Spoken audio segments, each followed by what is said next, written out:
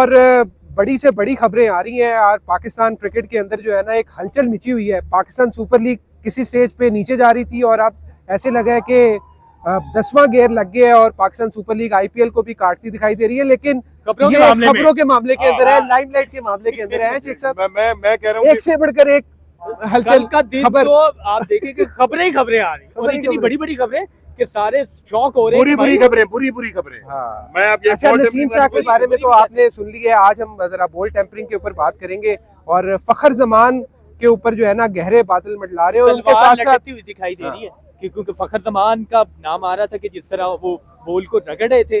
गो कि आज जो मैच रेफरी ने बाकायदा तौर पे जो मीटिंग बुलाई थी, उन्हें बुलाया था उनसे पूछने के लिए, उसमें बाकायदा तौर पे दूसरी दफा भी उन्होंने इनकार किया कि मैंने कुछ नहीं किया। लेकिन जो तस्वीरें आ रही, जो वीडियो आ रही है, तो उसमें लग रहा है कि फखर जमान ने वाकई ही बॉल टेम्परिंग की है और बड़ा जुर्माना भी होने जा रहा है। एक और चीज याद कराऊं, ILT20 भूल गए हैं जिसमें फखर जमान पर ऐसी ही वीडियो पुरानी भी चल रही है। अच्छा, हाँ जी, पूरा रिकॉर्ड मंगवाया है रोशन मानामा ने और भी टूर्नामेंट्स के रिकॉर्ड मंगवाए हैं।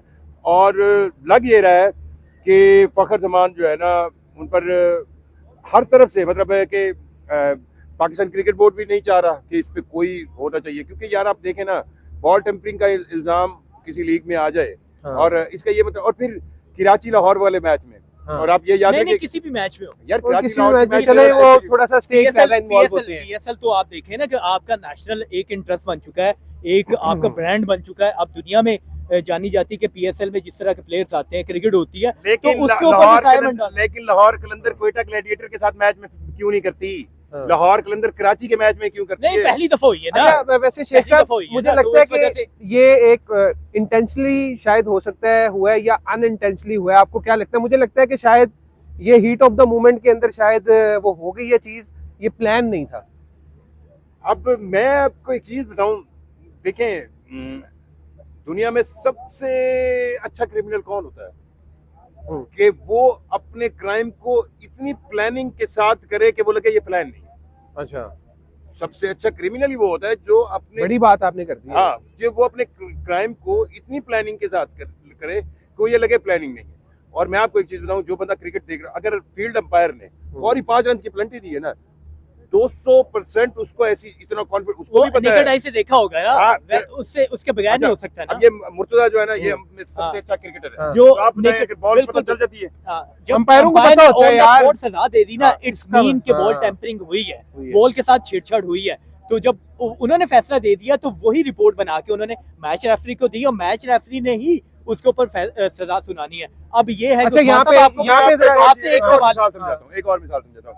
आप कप्तान है, ठीक है, आपके पास, और आप बॉलर के साथ खड़े फील्ड पे, ठीक है, या मिड ऑन पे खड़े या मिड ऑफ पे खड़े हैं, आपके पास बॉल आती है, 11 प्लेयर्स को पता होता है कि बॉल टेम्परिंग हो रही है नहीं हो रही। या अच्छा, मैं एक और एग्जांपल लेता हूँ। मारन लबूशन से जब हमने पूछा बॉल पिंक हो रही है, तो हमें तो बॉल पिंक का पता चला 15वें ओवर में जाके। उसने कहा जी मैंने दूसरे ओवर में जाके अंपायर को बता दिया था। तो उनको तो एक सेकंड पता होता है। अच्छा, बाहर से भी अभी कल राशिद लतीफ ने एक बड़ी जबरदस्त बात की है। वो कह रहे हैं कि बॉल भी तब्दील हो जाता है, बॉल बाहर से बनाया हुआ लेके आए, तो ये भी राशिद लतीफ की जानिब से ये इल्जाम है। यार इतना बड़ा चीज तो नहीं हो सकती है कि, लेकिन राशिद लतीफ ने बाकायदा तौर पे उन्होंने अपने इंटरव्यू में कहा है कि बाहर से बॉल भी बना हुआ आ जाता है, वो बॉल तब्दील करवा दिया। बॉल टेम्परिंग की जो हम पीछे जाते हैं, किसी दौर में टेम्परिंग एक टेक्निक समझी जाती थी। टेम्परिंग से मुराद एक टेक्निक है, रिवर्स स्विंग की कहानी से स्टार्ट हुई टेम्परिंग से। हाँ, वो टेम्परिंग। अब ये जो देखे ना फिनोमेना है कि जब बॉल स्टैंड में जाती है, खाली स्टैंड में गई है, तो वापस आपकी फिर अंपायर के पास आनी है, ठीक है। अब अंपायर के पास सेकंड टू सेकंड बॉल आ रही है और अंपायर को अगर ये फीलिंग आई है, यार मैं मतलब अब मैं आपको बताऊं ना, आप भी अंपायर तो हर ओवर बात देख रहा है, इसका ये मतलब है कि उसको कोई फीलिंग्स बहुत स्ट्रांग आई। आप ये देखें, मैं यहाँ पे ना, मैं एक मिनट रोक रहा हूँ, यहाँ पे सिकंदर रजा की बात कोट करना जरूरी है क्योंकि उन्होंने बताया कि अंपायर ने उनको रोका था बॉल शाइन करने से। हाँ जी। अच्छा, उसके ऊपर उन्होंने जवाब क्या दिया? हाँ, अच्छा, उन्होंने जवाब दिया कि जी वहां पर बाउंड्री कुशन के पास ड्यू था, तो मैं उसको शाइन कर रहा था, बॉल को खुश कर रहा था, तो उन्होंने उसके बाद कहा कि मैं ये वाली स्लीव्स इस्तेमाल करने लग गया अंपायर के कहने पे। इसका मतलब ये है कि बॉल के साथ कोई पंगा हो रहा था। हुई है। मैं अब आपको ये बताऊं ना, अच्छा, एक मेरा सवाल है, बॉल के टेम्परिंग के तो पता, मेजॉरिटी ये पता चल गया कि बॉल के साथ छेड़छाड़ हुई है। उस्मान साहब, आपसे भी सवाल है, आपसे भी, अब होने क्या जा रहा है? सारी अवाम ये कह रही है क्योंकि फखर जमान पूरे पाकिस्तान के पसंदीदा तरीन खिलाड़ी है। जब वो टीम में नहीं थे हर बंदा क्या बात कर रहा था, फखर को लेके आए, फखर को लेके आए। बड़ी सारी इनिंग्स है, उन्होंने पाकिस्तान के लिए बड़ी खिदमत दी हुई है, लेकिन अब होने के जा रहे ये तो बताएं। अच्छा अभी यहाँ पे ना यहाँ पे एक मौकिफ उनका डालना बहुत जरूरी है, हाँ। फखर जमान का। उन्होंने 2 समाअत हुई हैं आज इस केस के अंदर, और दोनों के अंदर उन्होंने कहा है कि मैंने ये बॉल टेम्परिंग नहीं की, और मुझे लगता है, और वो ये कह रहे हैं कि वो बॉल के ऊपर जो डस्ट लगी हुई थी, मट्टी लगी हुई थी, वो उसको साफ कर रहे थे, और हो सकता है कि सिलाई को उठा भी रहे थे, तो सिलाई को भी उठाना मेरा ख्याल है वो क्राइम उस तरह से नहीं होता। नहीं नहीं, बॉल की शेप तब्दील करना हाँ। जिस तरह भी है वो नहीं कर सकते। बॉल का मतलब वो मुझे आपका अंदाजा है, आपका हिसाब किताब उस पेरेंट की तरह है जिसको पता होता है कि जो सबसे शैतान बच्चा है ना वही सबसे अच्छा लगता है। अच्छा। और उसको सीधा करना भी होता है। देखें सीधी सी बात है, अंपायर ने उनको रोका है, अंदर ऐसी कहानी हुई है कि फैसल अफरीदी इतना इंटेंस, मतलब आप देखें ना आखिरी ओवर था, उन 5 रन से मैच ही पलट गया ना। नहीं शरफुद्दौला भी तो थे ना, थर्ड अंपायर भी तो थे यार, मैच रेफरी भी तो था। मतलब अच्छा थर्ड अंपायर से हमेशा जब फील्ड अंपायर होते हैं ना वो थर्ड अंपायर से कंसल्ट करते हैं, और उसके बाद उन्हें फोर्थ अंपायर अंदर जो बैग मुझे ये लगता है कि थर्ड अंपायर ने कुछ विजुअल देखने के बाद एस्टिमेट किया, विजुअल देखने के बाद ही ऐसा, और अंपायर ने भी नेकेड आई से देखने के बाद ही किया। ऐसा कभी भी नहीं होता कि अंपायर ऑन द स्पॉट आपके ऊपर पेनल्टी खबर ये अच्छा ये अगला प्रोसीजर बताएं, ये तो हो चुका है, अब क्या होना है? अब क्या होना है? PSL का रिकॉर्ड मंगवाया गया, उसके अंदर तो फखर जमान पर पहले कोई लेवल 3 का ब्रीच नहीं है। अब उस कानून लेवल 3 के मुताबिक मैक्सिमम 2 मैचों की पाबंदी आए, पहले तो 1 से 3 मतलब है कि 2 की सेंस सोची जा रही है। हाँ। लेकिन जो पाकिस्तान क्रिकेट बोर्ड है ना, उसने अपनी एक देखें, एक चीज होती है फॉर्मल लिख पढ़ के, एक होती है आप अपना मिजाज बताते हैं। पाकिस्तान क्रिकेट बोर्ड ने उनको कहा है, मैच रेफरी को कहा नहीं है, एक अपना टच दिया कि भाई हमारी तरफ से कोई नरम गोशा नहीं है, होना भी नहीं चाहिए, और इसलिए और रिकॉर्ड्स मंगवा लिए गए हैं फखर जमान के और टूर्नामेंट्स के भी। मुझे ये लगता है कि हम लोग सोच रहे हैं 2 मैचों की पाबंदी अगर ये लगनी होती ना तो आज ही आपको सुनाई दे देती, और अल्लाह खैर सलाह हो जाता।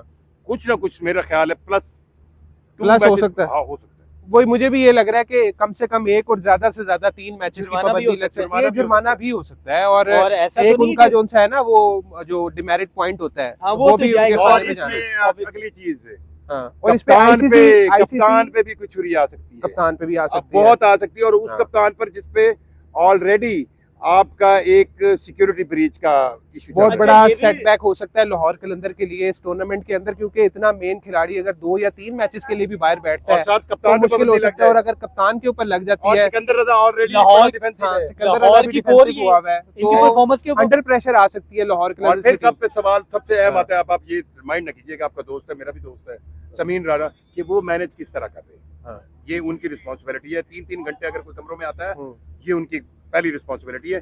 और सबसे आई थिंक वो उसके ऊपर तो बात क्लियर हो गई है, सिकंदर रजा ने उस पे कहा है कि जी वो मेरे दोस्त थे और हमने 3 दफा परमिशन लेने की कोशिश की। पहले उन्होंने मैं सिकंदर रजा से पूछता हूँ, T20 वर्ल्ड कप खेल रहा था ना जिम्बाब्वे की तरफ से, इस तरह दोस्तों को बुला लेता कमरे में 3 घंटे, 10:30 बजे से बुला के 1:30 बजे तक बिठा, यार कमाल नहीं है यार। लेकिन यार ये है कि एक चीज है कि अगर आपको SOP एक सेट किया गया है और ब्रीच आप क्यों कर रहे हैं, आप सिक्योरिटी प्रोटोकॉल है, आपको पता है कि यार हमने इस चीज से बाहर नहीं जाना, हमने रात 11 बजे के बाद जब कर्फ्यू लगता है तो आपने नहीं बाहर जाना, ना किसी से मिलना, तो फिर ये एक सही मिसाल जो है वो सेट हुई है। और उन्होंने क्या कहा हाँ कल प्रेस कॉन्फ्रेंस में जब वो कह रहे थे कि मुझे ये इल्म नहीं था, तो अगर आप कह सकते हैं कि गैर इरादी तौर पे हुआ है तो फिर तो उन्हें बताना चाहिए था कि भाईजान ये इस तरह की मैनेजमेंट है, अब इस तरह के रूल्स बनाए गए। वो कह रहे हैं कि मैं पिछले 4 सीजन जो खेला हूँ तो मैं अपनी फैमिलीज को भी बुलाता था, दोस्तों के साथ मुलाकात भी होती थी। शायद ये ना यहाँ पे मिसकम्युनिकेशन हुई है मैनेजमेंट की बात के ऊपर। हाँ शाहीन अफरीदी को 10 लाख रुपए सिक्योरिटी ब्रीच पर जुर्माना हुआ है। हो ये 10 लाख रुपए हो गया। जरा आप तो यहाँ पे हम इसको कंक्लूड करते हैं, और 10 लाख रुपए जुर्माना हुआ है शाहीन अफरीदी को, और उसके अलावा फखर जमान के ऊपर भी कुछ हुआ है। नहीं, इसकी वीडियो अगली वीडियो में हम अगली वीडियो में करेंगे, तो यहाँ पर आप देखते रहे और अपना फीडबैक जरूर दीजिएगा।